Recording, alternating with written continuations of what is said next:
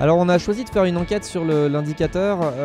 d'abord parce que l'indicateur de la franchise est une marque dans la franchise qui a une réputation et que le résultat d'une enquête menée par l'indicateur de la franchise, s'il est bon, sera forcément un gage de qualité pour le candidat à la franchise. Ça va être à la fois certainement une différenciation par rapport à nos concurrents et puis une preuve de transparence, parce que dans une enquête comme celle-ci, eh bien on va nous demander d'apporter un certain nombre de justificatifs à ce qu'on avance, que ce soit en termes de chiffres, en termes de méthodologie.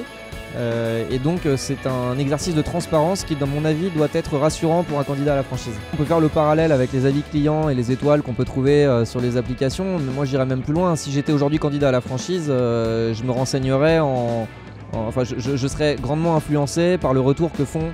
les clients et que font les candidats, enfin les franchisés faisant déjà partie du réseau.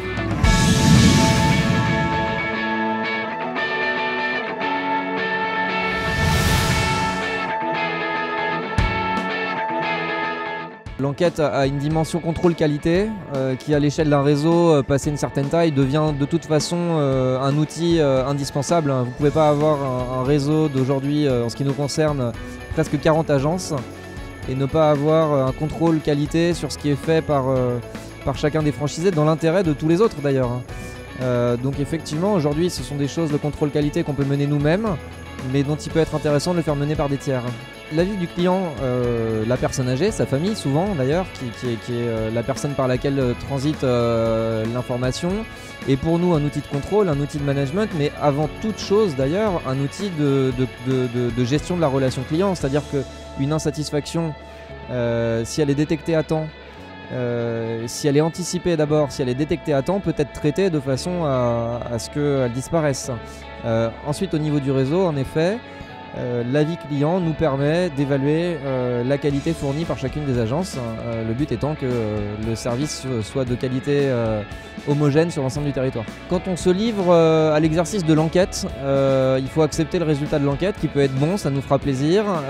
qui peut mettre en évidence des zones d'amélioration et en fait c'est une bonne chose parce qu'on les aurait peut-être pas découvertes autrement, que si on en est là aujourd'hui, petit-fils, 10 ans après la création, c'est qu'on a su se remettre en question régulièrement. On ne travaille pas exactement de la même façon qu'on travaillait il y a 10 ans. Donc on va percevoir les résultats de cette enquête comme lorsqu'on demande à un client s'il est content. On préférerait que ce soit oui, mais si la réponse est non, c'est une bonne occasion de changer quelque chose et de l'améliorer.